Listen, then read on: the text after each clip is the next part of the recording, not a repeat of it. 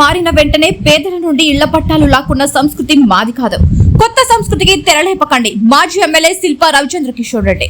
ప్రభుత్వాలు మారినా పేదల పక్షం నిలవాలని, అధికారం శాశ్వతం కాదని, ప్రభుత్వాలు మారిన వెంటనే పేదల ఇళ్ల పట్టాలను లాక్కోవడం అనే సంస్కృతి తమది కాదని, కూటమి ప్రభుత్వం కొత్త సంస్కృతికి తెరలేపుతుందని వైఎస్ఆర్సీపీ నంద్యాల మాజీ ఎమ్మెల్యే శిల్పా రవిచంద్ర కిషోర్ రెడ్డి పేర్కొన్నారు. గురువారం ఆయన నంద్యాల జిల్లా కలెక్టరేట్ కార్యాలయంలో జిల్లా కలెక్టర్ రాజకుమారి గనియా మరియు జాయింట్ కలెక్టర్ విష్ణుచరణ్తో కలిసి నంద్యాల మండలం కానాల గ్రామంలో అర్హులైన పేదలకు ఇచ్చిన ఇళ్ల స్థలాలను అధికారంలో ఉన్న కూటమి ప్రభుత్వ స్థానిక నేతలు లాక్కోవడానికి ప్రయత్నిస్తూ భయాందోళనకు గురి చేస్తున్నారని, వారికి తగిన న్యాయం చేయాలని కోరారు. చెప్తుండొచ్చు కాబట్టి మీరు ఏం భయపడాల్సిన పని లేదు. ఆ రోజు మీకు పట్టాలు జగనన్న కాలనీలో ఏవైతే ఇచ్చినామో దాని అన్ని దానిని కూడా కాపాడమని చెప్పేసి మనం అడుగుతూ ఉన్నాము. అవసరమైతే, ఎందుకంటే ఆ రోజు తెలుగుదేశం నాయకులే చెప్పినారు చాలా భూమి ఉంది ఈ చుట్టుపక్కలనే మేము ఇయ్యొచ్చు అని చెప్పేసి. ఎందుకంటే ఈ మెడికల్ కాలేజ్ పెడతాన్నప్పుడు ఈడ కాదు ఇంకా భూమి ఉంది కదా అడిగా, మనం కూడా అదే చెప్పండి. మీరు ఎవరైనా వస్తే కూడా వాళ్ళకు కూడా ఇమ్మనే చెప్తాం. వాళ్ళకు కూడా ఏమే మనం ఆపమని చెప్పాలి. వాళ్ళకు కూడా ఇంకెవరికైనా రాకపోతే కూడా ఇయ్యచ్చు. మనది లాక్కొని వాళ్ళకి ఇయ్యడం అనేది కరెక్టే కాదు. మనం అనేది మనది లాక్కోకుండా ఇంకెక్కడైనా సరే ఇచ్చుకుంటే కూడా మనకు ఎటువంటి అభ్యంతరం లేదని మనం చెప్తాము. పాత రోజుల్లో ఎందుకు కట్టుకోలేదు అనేది ఒక, మరి ఆ రోజు కూడా 86లో అంటే ఇప్పుడున్న మంత్రి గారే ఆ రోజు కూడా ఎమ్మెల్యే అనుకుంటా. మరి ఆయన ఇచ్చినారు. మరి ఆ రోజు ఆయన దాంట్లో మనం ఎప్పుడు లాక్కోలే. ఈ రోజు మనం ఇచ్చిన దానిలో లాక్కోవద్దని మాత్రం మనం అడిగాం. సార్ కూడా అనుకూలంగానే స్పందించారు. మరి విచారణ చేసి దాని తర్వాత చేయిస్తామని.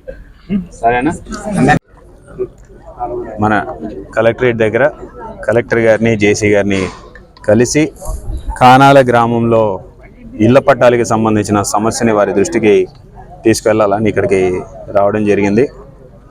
కలెక్టర్ గారితో అలాగే జేసీ గారితో ఇద్దరితో కూడా మాట్లాడడం జరిగింది. మరి కలెక్టర్ గారికి రిప్రజెంటేషన్ ఇప్పిద్దాం అనుకున్నా సరే మేడం గారికి ఏదో మీటింగ్ ఉందని చెప్పేసి వారు వెళ్ళిపోవడం జరిగింది. తర్వాత జేసీ గారిని పంపించారు. సో జేసీ గారికి అన్నీ వివరించడం జరిగింది. కానాల్లో ప్రభుత్వ భూమి లేకపోతే ఏ రకంగా ఆ రోజు అసైన్డ్ భూములని అక్కడ ఉన్నటువంటి ఆ రోజు రైతన్నలని కన్విన్స్ చేసి, సాగు చేస్తున్నటువంటి రైతన్నల్ని కన్విన్స్ చేసి ఆ భూమిని తీసుకొని గవర్నమెంట్ మళ్ళీ తిరిగి పట్టాల రూపంలో ఏ రూపంగా అయితే ఇచ్చామనేది వారికి వివరించడం జరిగింది. ఆ రోజు ప్రభుత్వం అంటే అది వైఎస్ఆర్ ప్రభుత్వం కావచ్చు, లేకపోతే గతంలో ఇచ్చినటువంటి ప్రభుత్వ స్థలాల గురించి కూడా కావచ్చు. ఎందుకంటే గతంలో 86లో కూడా ఇప్పుడు మంత్రిగా ఉన్నటువంటి ఫరూక్ గారే ఆ రోజు ఎమ్మెల్యే. మరి ఆయన ఇచ్చినటువంటి స్థలాలు కూడా గతం తర్వాత ఎవరు వచ్చినా సరే తిరిగి వెనక్కి లాక్కున్న పరిస్థితులు లేవు. కానీ ఈరోజు అక్కడ స్థానిక నాయకులు వీళ్ళందరినీ కూడా భయాందోళనకు గురి చేసి పట్టాలని వెనక్కి తీసుకుంటాము, పట్టాలు కావాలంటే మాకు ఇంత ఇవ్వండి అనే విధంగా వీళ్ళందరినీ కూడా భయాందోళనకు గురి చేయడం అనేది తప్పు. కాబట్టి అదే విషయాన్ని కలెక్టర్ గారికి, జాయింట్ కలెక్టర్ గారికి కూడా చెప్పడం జరిగింది. మరి ఏ రకంగా అయితే ఆ రోజు ఇళ్ల పట్టాలు ఇవ్వడం జరిగింది, ఎందుకు కానాల్లోని ఈ సమస్య వస్తుంది, ఎందుకంటే వాల్యూ ఎక్కువ ఉంది కాబట్టి అందరూ కూడా అక్కడే కావాలనుకోవడం వల్ల ఈ సమస్య అవుతుంది అనేది కూడా వారి దృష్టికి తీసుకెళ్ళడం జరిగింది.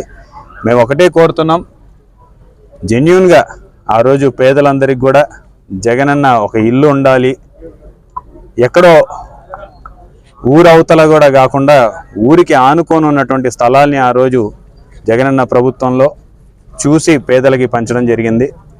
మరి ఆ రోజు న్యాయబద్ధంగా ఏదే రకంగా వాళ్ళకి పట్టాలు ఇచ్చామో వాళ్ళని అన్యాయం చేయొద్దని మాత్రమే కోరడం జరిగింది. దీంట్లో పార్టీలకు అతీతంగా, కులాలకు అతీతంగా, రాజకీయాలకు అతీతంగా కూడా ఆ రోజు డిస్ట్రిబ్యూట్ చేయడం జరిగింది. మరి దాన్ని ఈరోజు అక్కడ ఎవరైతే డిస్టర్బ్ చేస్తున్నారో వాళ్ళందరి మీద తగు చర్యలు తీసుకోమని చెప్పేసి కోరడం జరిగింది. మరి వారు కూడా, జేసీ గారు కూడా వెంటనే అధికారులను పంపించేసి రిపోర్ట్ తెప్పించుకొని న్యాయంగా ఎవరికైతే ఇచ్చామో వాళ్ళది మాత్రం తిరిగి తీసుకోమని చెప్పేసి కూడా వారు చెప్పడం నాకు ఒక ఇంతగా వీళ్ళందరికీ కూడా ధైర్యం కల్పించినట్టయింది. సో ప్రభుత్వ యంత్రాంగాన్ని మేము ఒకటే కోరుతున్నాం, ఆ రోజు ఇచ్చింది కూడా 6 స్టెప్ వ్యాలిడేషన్ అని చెప్పి ఆ రోజు కూడా ఎంతోమంది అర్హులు ఉన్నప్పటికీ, ఇంకా కొంతమంది ఇల్లులు కావాలి అని చెప్పినప్పటికీ కూడా ఆ రోజు 6 స్టెప్ వ్యాలిడేషన్ ప్రకారం చేయడం జరిగింది. కానాల్లో ఇంకా కొంతమందికి ఇళ్ల స్థలాలు ఇవ్వాల్సిన అవసరం ఉంది, ఎందుకంటే ఇల్లు లేని వాళ్ళు ఇంకా ఉన్నారు. కానీ మనకున్నటువంటి దీనివల్ల ఆ రోజు లక్కీ డిప్ ద్వారా కూడా తీసి ఎక్కడికక్కడ ఈవెన్ నంద్యాల టౌన్లో కావచ్చు అర్హుల్ని ఆ రోజు ఎంపిక చేయడం జరిగింది. సో వాళ్ళందరినీ ఇబ్బందికి గురి చేయకుండా ప్రభుత్వం మారిన వెంటనే పట్టాలు లాక్కోవడం అనే సంస్కృతి గతంలో లేదు. కొత్త సంస్కృతికి తెరలేపొద్దని చెప్పేసి నేను కోరుతున్నా. ఒకే ప్రభుత్వం ఉండదు. మళ్ళీ ఇప్పుడు కానీ ఆ చర్యలకి ప్రారంభం ఎవరైనా చేసినా సరే భవిష్యత్తులో మళ్ళీ ప్రభుత్వం మారిన రోజు తిరిగి ఇదే చర్యలు వాళ్ళు కూడా పాల్పడాల్సి వస్తుంది. కాబట్టి ఆ రోజు ఎవరు అధికారంలో ఉంటే మళ్ళీ ఇవే చర్యలకి పాల్పడే విధంగా దయచేసి చేయొద్దని చెప్పేసి మేము కోరుకుంటున్నాం. సో ఈ యొక్క సమస్యని పరిష్కరిస్తారని చెప్పేసి మేము ఆశాభావం. వివిడి న్యూస్ టీవీని తక్షణమే సబ్స్క్రైబ్ చేసుకోండి. నోటిఫికేషన్ కోసం బెల్ ఐకాన్ క్లిక్ చేయండి.